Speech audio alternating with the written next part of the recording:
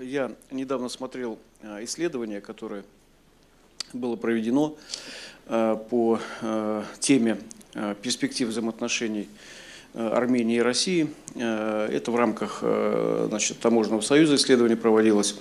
И рекомендации, которые были сделаны по итогам этого исследования, заключаются в том, что в случае, если Армения вступит в таможенный союз, то экономический эффект от этого вступления для России будет небольшой, для Армении чуть более значимый. Ну и в целом нет особой необходимости в активизации и обсуждении этой темы, скорейшего вхождения Армении в таможенный союз. Но это такая осторожная точка зрения, отчасти даже пессимистическая, на мой взгляд, потому что речь ведь не только об экономическом эффекте должна вестись. Кроме того, с учетом той динамики, которая сейчас существует вообще в развитии Евразийского союза и евразийских структур, таких как таможенный союз, зона свободной торговли, говорить о каких-то серьезных перспективах достаточно сложно, тем более, что у противников, точнее, у идеи евразийской интеграции достаточно много противников, в том числе за рубежом. И российское руководство неоднократно или часто говорит о том, что сам процесс интеграции, он пока касается только экономики. Экономики постсоветских стран, они исторически сложились как единый организм, и поэтому речь не идет о том, чтобы эта интеграция перемещалась в сферу политики, каких-то таких геополитических вопросов. И если посмотреть существующую динамику, торговый оборот, то можно, опираясь на эти цифры, сказать, что да, у Армении все-таки большая доля в этом товарообороте с Евросоюзом, порядка 50 с чем-то процентов до 60%, а со странами единого экономического пространства, со странами постсоветского пространства, 40 с чем-то процентов. С другой стороны, вот в этой доле, которая занимает товарооборот со странами постсоветского пространства, доля России примерно 95%. То есть в любом случае Россия остается основным торговым партнером Армении. Но с моей точки зрения, на самом деле достаточно существенно может и товарооборот между странами вырасти, и экономическое взаимодействие получить импульс к развитию. Для этого необходим переход от того этапа, на котором мы сейчас находимся, взаимодействия, к следующему этапу, который я называю переход от дискуссии или диалога о перспективах к реальным действиям. Достаточно России и Армении запустить несколько проектов развития, 3-4 крупных проекта на территории Армении с участием российского капитала, то сразу станет очевиден экономический эффект от развития нашего сотрудничества. Кроме того, нужно иметь в виду, все об этом знают, и что Россия и Армения исторически всегда были близки в культурном отношении, и с точки зрения каких-то геополитических вопросов Армению Россия рассматривала всегда как ключевого партнера и союзника. Мы прекрасно понимаем, какие существуют проблемы у Армении сегодня. И Россия всегда была на стороне Армении, какой бы вопрос ни затрагивался, имеется в виду дипломатический или геополитический. Другое дело, что с учетом сложности региона и тех взаимоотношений, которые складываются между Арменией и Турцией, Арменией, Азербайджаном, Арменией, Грузией и так далее, Россия не может по некоторым вопросам достаточно жестко заявлять проармянскую свою позицию. Но перспективы есть. Что даст какие экономические и политические дивиденды получит Армения, учитывая те потери геополитические, которые она понесет в случае присоединения к евразийскому проекту? Это будет означать ухудшение отношений с США и Евросоюзом автоматически. Я только одну реплику дам, что Казахстан является участником интеграционного проекта с самого момента его основания. Но я бы не сказал, что геополитически внешняя политика Казахстана изменилась настолько, что можно говорить о каких-то серьезных издержках или потерях в взаимоотношениях с Соединенными Штатами или Евросоюзом. Диалог развивается между Астаной и Вашингтоном и Брюсселем достаточно динамично и успешно, поэтому здесь давайте все-таки более точно расставлять акценты. Вот смотрите, давайте посмотрим товарооборот, да, и за счет чего Армения сегодня живет. В среднем Россия, если говорить об импорте российских товаров в Армению, да, это примерно 600 с лишним миллионов рублей, при этом экспорт страны Армении в Россию составляет примерно 200 с лишним миллионов. Значит, по сравнению с Турцией, да, которая на 100 с небольшим, 120 примерно миллионов, значит, идет импорт в Армению, но при этом экспорт из Армении в Турцию всего на 10 миллионов. То есть в Турцию практически не поступают армянские товары. То есть Турция сдерживает, возможно, либо поставлять нечего в Турцию, Армению.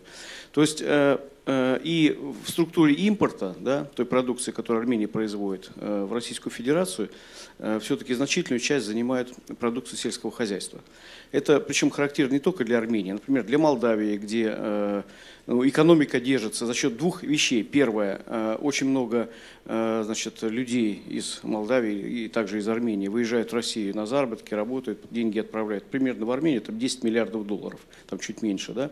Значит, и продукция сельского хозяйства. С моей точки зрения, Россия – это колоссальный рынок для Армении, да?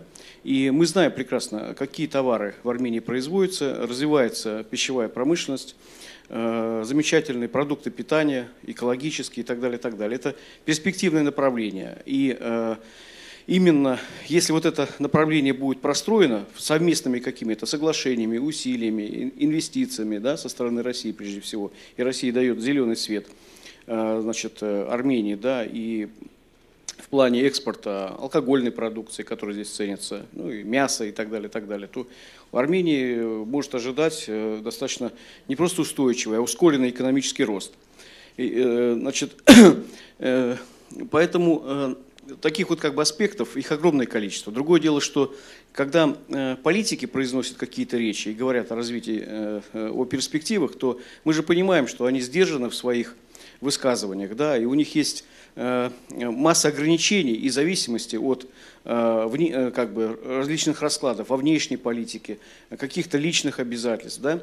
А вот журналистское сообщество, оно же объективно, в том смысле, что свободно может высказывать свою точку зрения, у них нет тех зависимостей, которые есть у политиков.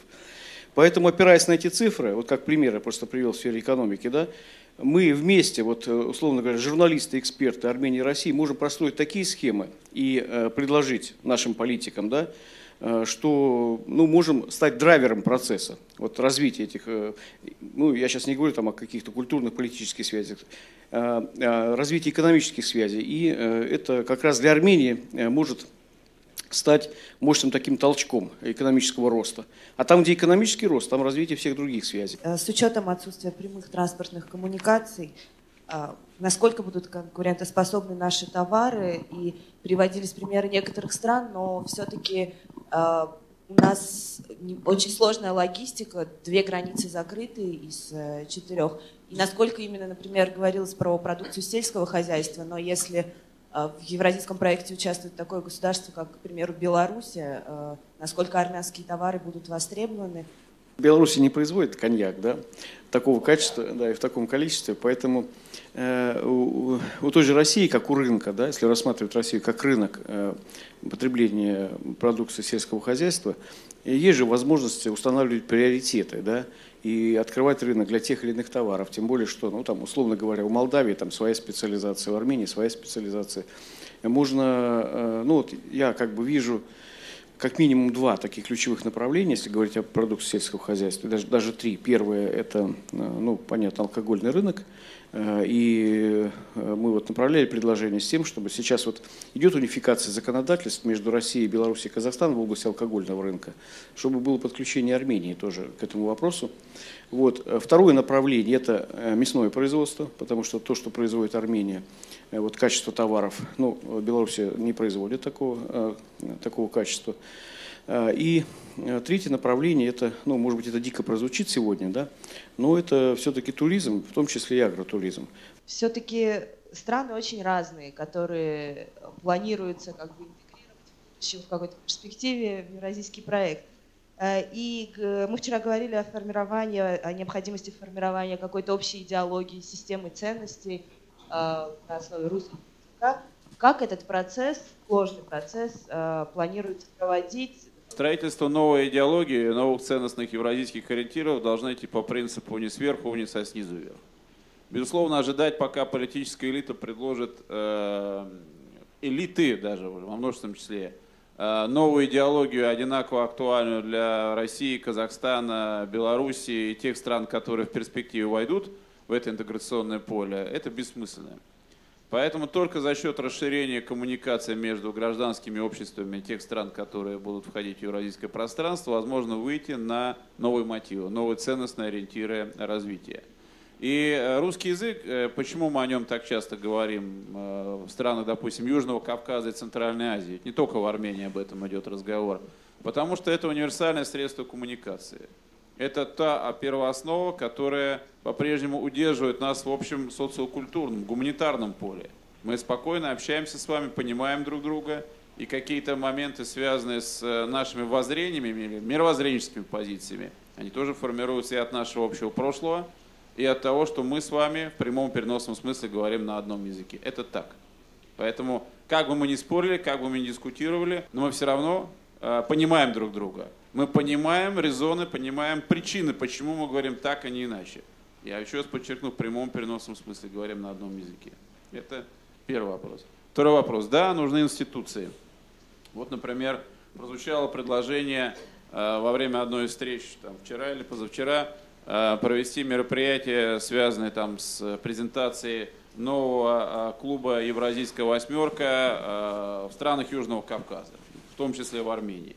Мне кажется, это очень хорошая идея, потому что коммуникации должны осуществлять не только премьер-министры и не только президенты, и даже не столько премьер-министры и лидеры наших стран, сколько представители образовательной, культурной, экспертной, научной сферы. И вот нужен формат, который позволил бы эти встречи проводить не разово, приехали, разошлись, а потом через Facebook общаемся, а делать такие обмены мнениями, корректировку позиций на постоянной основе. Еще раз подчеркну, на уровне гуманитарных, социокультурных, экспертных коммуникаций. Есть формат, да, он предложен, вот клуб «Евразийская восьмерка». Это один из форматов. Давайте посмотрим, может быть, это будет интересно. Но, еще раз подчеркну, формирование новых мировоззренческих позиций – это не только внимательное прочтение Вернадского или Гумилева, как у нас некоторые коллеги увлекаются этим. С моей точки зрения, я еще раз подчеркну ту принципиальную позицию, которую я озвучил в Доме русской книги в Ереване. Не все были на этой встрече.